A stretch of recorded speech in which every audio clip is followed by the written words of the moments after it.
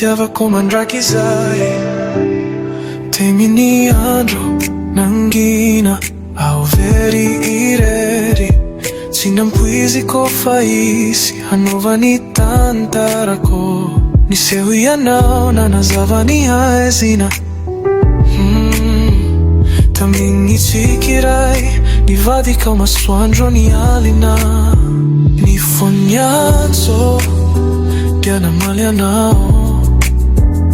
Tsy misafa ianao irizao. Tena fantatro fa ianao no iriko. Ianao no nofy tsy mety ho levona. Ianao no fitiavako mandrakizay.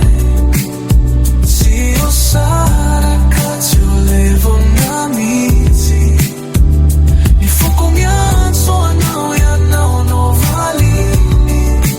Love of my life tsy safinsony. Rehefa eo ampelantananao ao toy ny tsy misy iaintsony.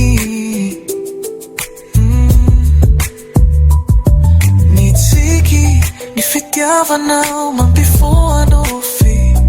Ianao no hery no fiainako tanteraka.